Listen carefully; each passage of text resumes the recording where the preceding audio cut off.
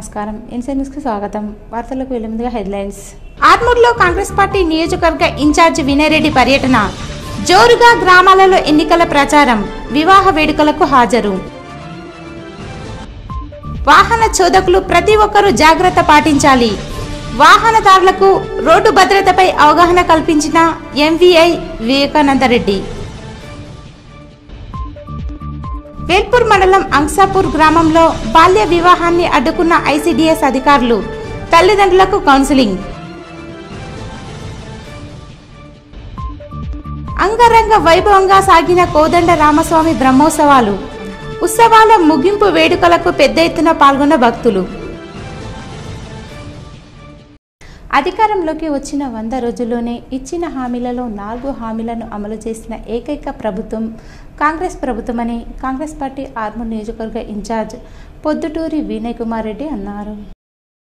ఆర్మూర్ మండలంలోని మగ్గిడి, ఖానాపూర్, అమ్దాపూర్ గ్రామాలలో కాంగ్రెస్ ఎంపీ అభ్యర్థి తాడిపత్రి జీవన్ రెడ్డిని భారీ మెజారిటీతో గెలిపించాలని ఆయన ప్రచారం నిర్వహించారు. గ్రామాల్లో తిరుగుతూ కాంగ్రెస్ పార్టీని భారీ మెజారిటీతో గెలిపించాలని కోరారు. ఖానాపూర్ మాజీ సర్పంచ్ నరేష్, ఎంపీటీసీ వల్కన్న, ఉప సర్పంచ్ నర్సయ్యతో పాటు పలువురు టీఆర్ఎస్ పార్టీ నాయకులు వినయ్ రెడ్డి ఆధ్వర్యంలో కాంగ్రెస్ పార్టీలో చేరారు. వారిని కాంగ్రెస్ ఇన్ఛార్జ్ వినయ్ కుమార్ రెడ్డి పార్టీ కండువాలు కప్పి పార్టీలోకి ఆహ్వానించారు. అనంతరం వినయ్ రెడ్డి మాట్లాడుతూ, పేదలకు ఇందిరమ్మ పథకంలో భాగంగా ఇల్లు ఇచ్చిన పార్టీ కాంగ్రెస్ పార్టీ అని అన్నారు. గతంలో అధికారంలో ఉన్న టీఆర్ఎస్ పార్టీ ఎక్కడా డబుల్ బెడ్రూమ్ ఇండ్లు ఇవ్వలేదని, అదేవిధంగా బీజేపీ పార్టీ సైతం పేదలను పట్టించుకోలేదని విమర్శించారు. కాంగ్రెస్ పార్టీ ఎన్నికల్లో ఇచ్చిన హామీల్లో భాగంగా 6 గ్యారంటీల్లో 4 పథకాలను అమలు చేయడం జరిగిందని, ఎంపీ ఎలక్షన్లో పూర్తి కాగానే మరో 2 పథకాలు సైతం అమలు పరుస్తుందన్నారు. ఎలక్షన్ అయినాక ఈ అరవింద్ చూడలే, ఎలక్షన్ కాక ముందు ఈయన చూడలే. కానీ ఏం చేస్తున్నాం, ఎవరో ఏదో చెప్పంగానే ఆయన ఆగమైపోయి ఓటేస్తాం. అట్లా కాకుండా ఇప్పుడు రేపు పార్లమెంట్ ఎలక్షన్ లా జీవన్ అన్న చాలా మంచి వ్యక్తి. ఈ అరవింద్ కి ఆయనకి నక్కకి నాగలోకంకు ఉన్నంత తేడా ఉంటది. ఈ మనిషి కార్యకర్తల్ని నాయకుడిని పట్టించుకోడు. ఎవరు ఈ బీజేపీ అరవింద్. జీవన్ అన్న సామాన్య కార్యకర్త. ఎవరైనా ఆపితే కూడా అవుతాడు, ఇంటికి ఛాయ్కి వెళ్తాడు. ఏ సమస్య ఉన్నా గానీ విని ఆ సమస్యను అప్పటిదప్పుడే పరిష్కరించడానికి ఫోన్లు కొడతాడు, అన్ని కార్యక్రమాలు చేస్తాడు. మంచి వ్యక్తి. అట్లాంటి వ్యక్తిని గెలిపించుకోరు. 5 సంవత్సరాలకు ఒకసారి ఎలక్షన్ వస్తుంది.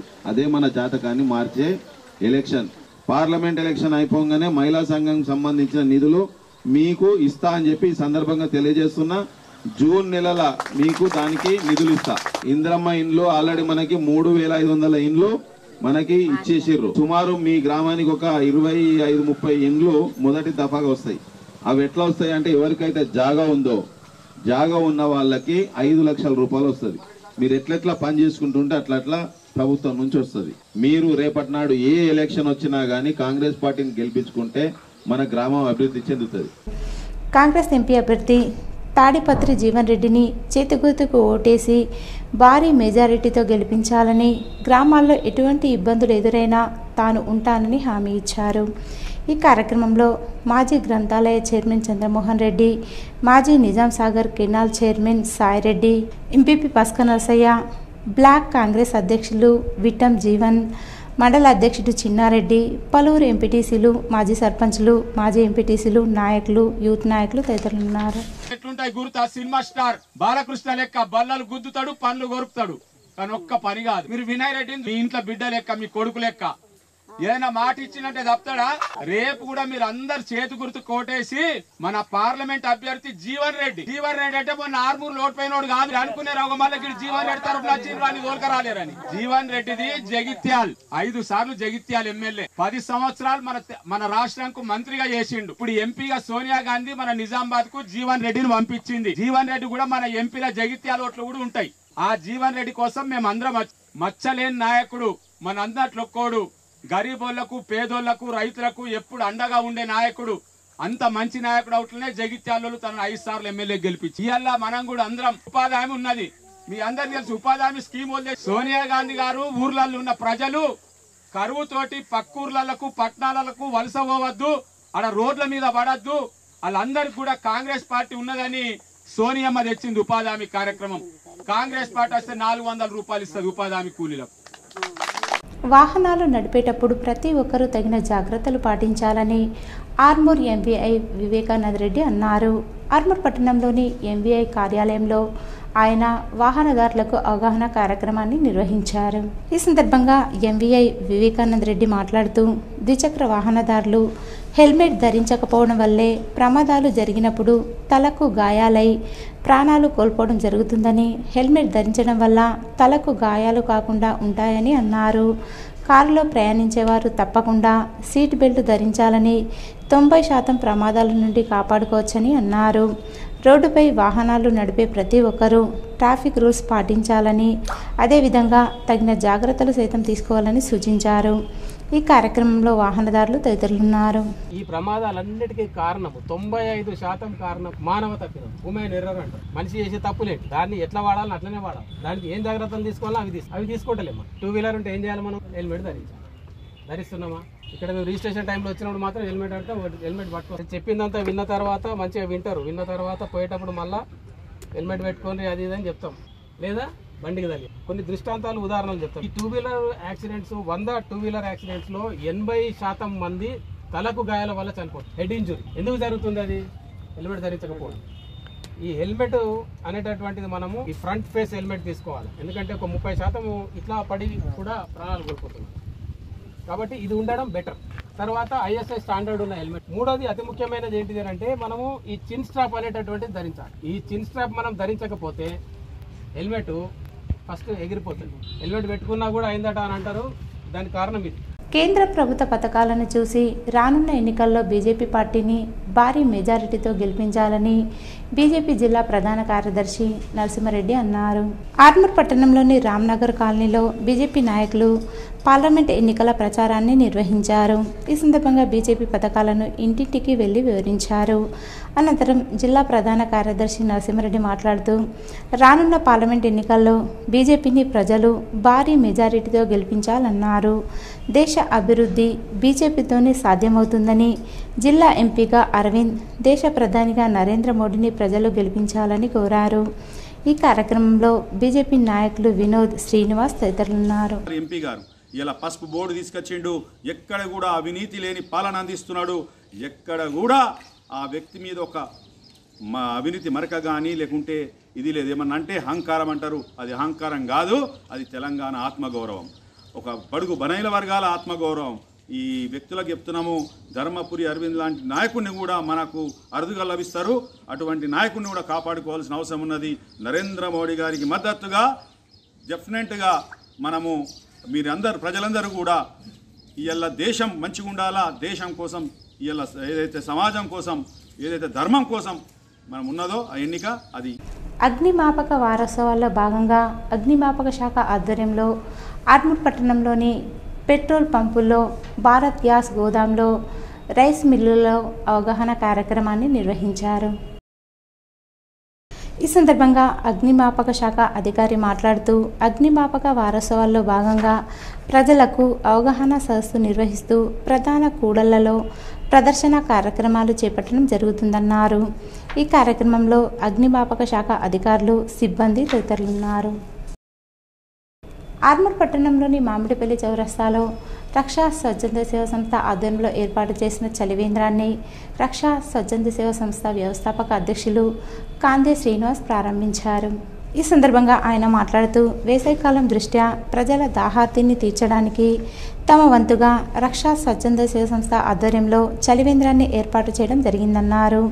ఈ కార్యక్రమంలో రక్షా స్వచ్ఛంద సేవా సంస్థ ప్రధాన కార్యదర్శి ప్రవీణ్ పవార్, ఉపాధ్యక్షులు నరహరి, గోపికృష్ణ, కార్యనిర్వాహక కార్యదర్శి గంగాధర్, తులసి పట్వారి, సత్యం, సంయుక్త కార్యదర్శి శ్రావణ్, సాయినాథ్, షాహిద్, నరేందర్, సురేష్, ఆదిత్య తదితరులున్నారు. మరి ఇక్కడ ఈ ఎండాకాలం అనేది ఎక్కువగా కూడా చాలా పబ్లిక్ డిహైడ్రేషన్ గురయ్యే అవకాశం ఉంటుంది. కాబట్టి ఇది మెయిన్ సెంటర్ పాయింట్, ఇక్కడ చౌరస్తా పాయింట్. కాబట్టి ప్రజలందరూ కూడా దీన్ని ఇక్కడ మనం ఏర్పాటు చేసిన మినరల్ వాటర్ కూడా మంచి ప్యూరిఫైడ్ మినరల్ వాటర్ కాబట్టి ప్రతి ఒక్కరు కూడా సద్వినియోగం చేసుకొని ఆశిస్తూ చేయడానికి ఎండాకాలం సమయంలో చలివేంద్రం ఏర్పాటు చేయడం జరుగుతుంది. అదేవిధంగా ఈ సంవత్సరం ఎండాకాలంలో చలివేంద్రం ఏర్పాటు చేయడం జరిగింది. అదేవిధంగా రాబోయే రోజుల్లో కూడా మరిన్ని సేవా కార్యక్రమాలు తీసుకుంటామని చెప్పి ఈ సందర్భంగా తెలియజేస్తూ జై రక్ష. మరి అతి తొందరలోనే మరి బస్ స్టాండ్ లో ఓఆర్ఎస్ ప్యాకెట్లు కూడా మేము సరఫరా చేయడానికి అందరికి పంపిణీ చేయడానికి ప్రయత్నం చేస్తాం. ఇలా వినూత్నమైనటువంటి కార్యక్రమాలతో రక్ష స్వచ్ఛంద సేవా సంస్థ ప్రజల గుండె చప్పుడుగా ప్రజలకు అందుబాటులో అనేకమైన సేవా కార్యక్రమాలు తీసుకుంటూ మరి ముందుకెళ్తున్నాము. ఆర్మూర్ పట్టణంలోని విజయలక్ష్మి గార్డెన్స్ మరియు శ్రావణ్ గార్డెన్స్లో జరిగిన కాంగ్రెస్ నాయకుల వివాహ శుభకార్యాలకు కాంగ్రెస్ పార్టీ నియోజకవర్గ ఇన్ఛార్జ్ వినయ్ రెడ్డి హాజరయ్యారు. ఆర్మూర్ నియోజకవర్గంలో వినయ్ రెడ్డి పర్యటించారు. ఆర్మూర్ పట్టణంలోని విజయలక్ష్మి గార్డెన్, శ్రావణ్ గార్డెన్, సప్తగిరి కన్వెన్షన్లో జరిగిన కాంగ్రెస్ నేతల వివాహ శుభకార్యాలకు ఆయన హాజరై నవదంపతులను ఆశీర్వదించారు. అలాగే పలువురు నాయకులను సైతం శుభకార్యాల్లో కలవగా ఆత్మీయంగా ఒకరినొకరు పలకరించుకున్నారు. ఈ కార్యక్రమంలో కాంగ్రెస్ పార్టీ నాయకులు, కార్యకర్తలు తదితరులున్నారు. రైతులను నమ్మించి మోసం చేసిన అబద్ధాల ఎంపీ అరవింద్ను రానున్న పార్లమెంట్ ఎన్నికల్లో ఓడించాలని రైతు ఐక్య కార్యాచరణ కమిటీ సభ్యులు పిలుపునిచ్చారు. ఆర్మూర్ పట్టణంలోని కుమార్ నారాయణ భవనంలో రైతు ఐక్య కార్యాచరణ కమిటీ సభ్యులు మీడియా సమావేశాన్ని నిర్వహించి మాట్లాడారు.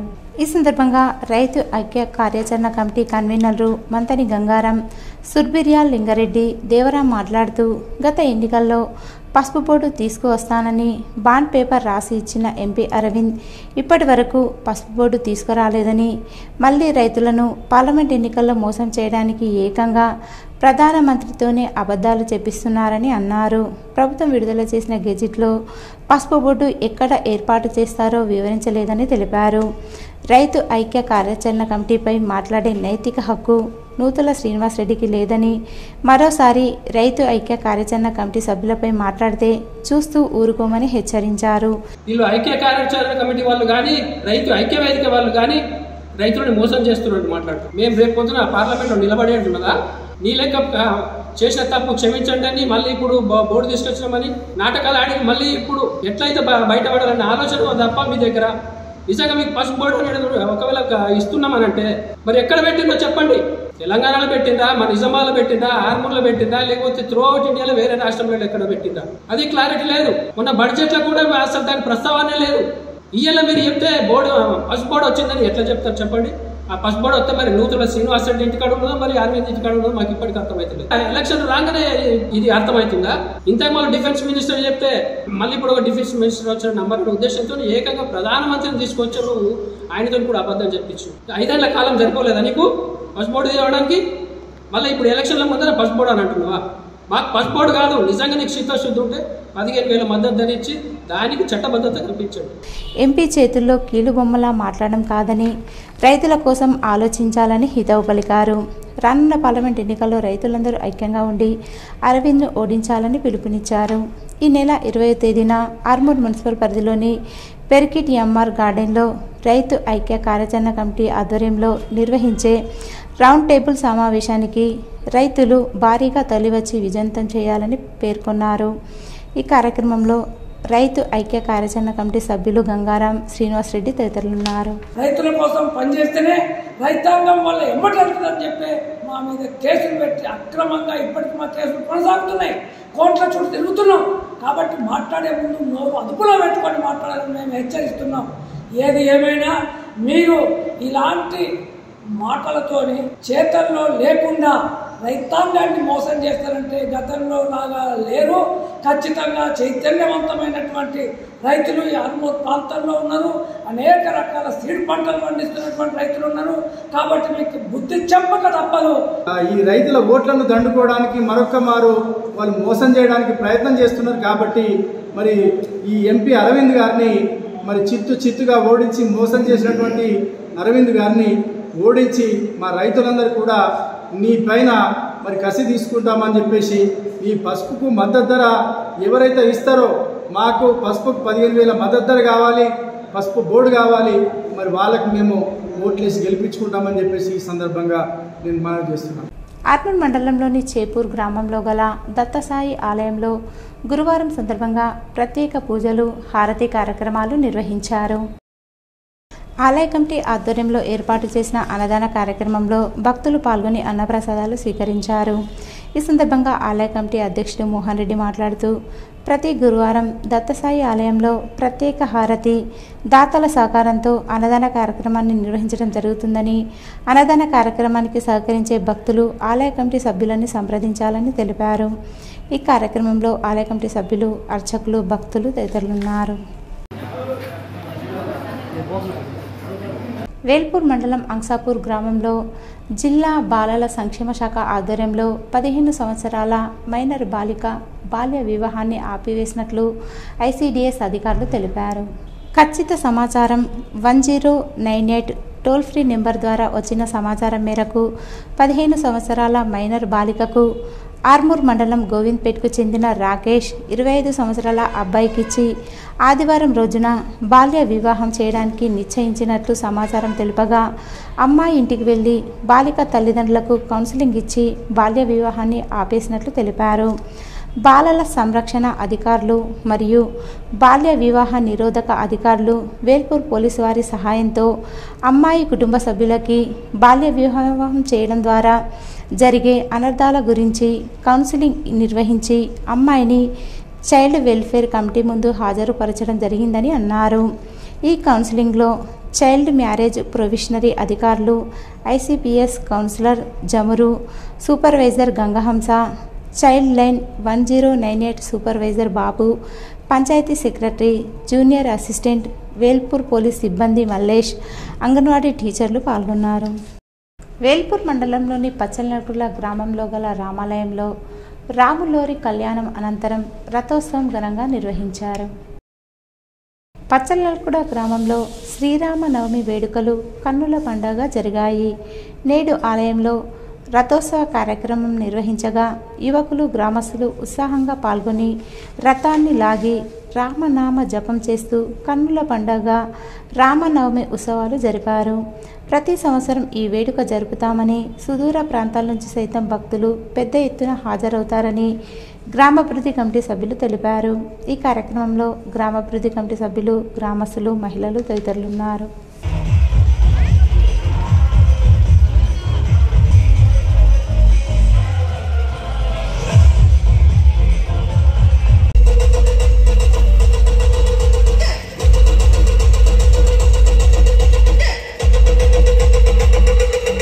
ముక్కాల్ మండలంలోని రెంజల్ల గ్రామంలో కన్నుల పండుగ సాగుతున్న కోదండ రామక్షేత్రంలో వార్షిక బ్రహ్మోత్సవాలు నేటితో ముగిశాయి. ఈ సందర్భంగా బ్రహ్మోత్సవాల ముగింపు కార్యక్రమంలో భాగంగా స్వామివారికి ఉదయం నుంచి విశిష్ట పూజలు, అభిషేకాలు నిర్వహించారు. అనంతరం గ్రామాభివృద్ధి కమిటీ మరియు ఆలయ కమిటీ ఆధ్వర్యంలో మహా అన్నదాన కార్యక్రమాన్ని ఏర్పాటు చేశారు. పరిసర గ్రామాల నుంచి వేల మంది భక్తులు హాజరై స్వామివారిని దర్శించుకొని విశిష్ట పూజలు చేసి తీర్థ ప్రసాదాలు, అన్నప్రసాదం స్వీకరించారు. ఈ సందర్భంగా వేద పురోహితులు మరియు గ్రామాభివృద్ధి కమిటీ సభ్యులు మాట్లాడుతూ 50 సంవత్సరాలు పూర్తయిన సందర్భంగా 10 రోజుల పాటు ఆలయంలో విశిష్ట పూజలు, పుష్పార్చనలు, హోమాలు, పల్లకి సేవ చేశామని, ముగింపు వేడుకల రోజు మహా అన్నదాన కార్యక్రమంలో వేల మంది భక్తులు పాల్గొనడం జరిగిందని చెప్పారు. బ్రహ్మోత్సవాలకు సహకరించిన దాతలకు ప్రత్యేక ధన్యవాదాలు తెలియజేశారు. ఈ కార్యక్రమంలో గ్రామాభివృద్ధి కమిటీ సభ్యులు, వేద పురోహితులు, భక్తులు, మహిళలు ఉన్నారు. ఈ రాముని దర్శనం తీసుకొని హోమాలు, యాగాలు చేసి ఈ గ్రామ అభివృద్ధి కోసం ఆ రాముడే మమ్మల్ని ఇక్కడ పిలిచేటట్టు సహకరిస్తున్నారు. కాబట్టి మేము ఇక్కడ వచ్చి ఈ రామ ధ్యానము చేస్తూ ఇక్కడ వచ్చి అందరినీ ఆశిస్తూ కోరుకుంటూ ఈ రాముని ధ్యానం చేయడానికే వచ్చినట్టుంది.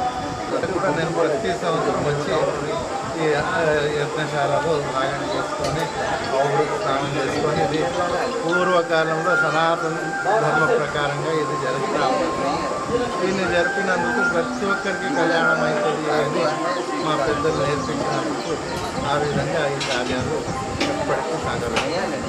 సీతాపతి అయినటువంటి రాముల వారు, అమ్మవారు, లక్ష్మణుడు, హనుమంతుడు యొక్క విగ్రహాలను తీసుకెళ్ళి అక్కడ శ్రీ గోదావరి లోపల స్నానం ఆచరించి అభిషేకాలు చేసుకొని అవభృత స్నానాన్ని చేసుకొని వచ్చి ఈరోజు రాముల వారు అత్యంత రమణీయమైనటువంటి తమ రామాలయం లోపల ప్రవేశించారు.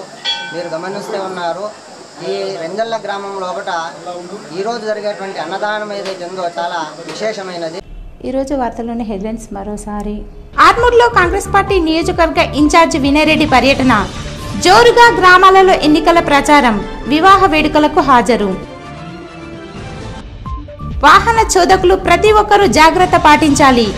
వాహనదారులకు రోడ్డు భద్రతపై అవగాహన కల్పించిన ఎంవీఐ వివేకానందరెడ్డి. వేల్పూర్ మండలం అంసాపూర్ గ్రామంలో బాల్య వివాహాన్ని అడ్డుకున్న ఐసీడీఎస్ అధికారులు, తల్లిదండ్రులకు కౌన్సిలింగ్. అంగరంగ వైభవంగా సాగిన కోదండ రామస్వామి బ్రహ్మోత్సవాలు. ఉత్సవాల ముగింపు వేడుకలకు పెద్ద ఎత్తున పాల్గొన్న భక్తులు.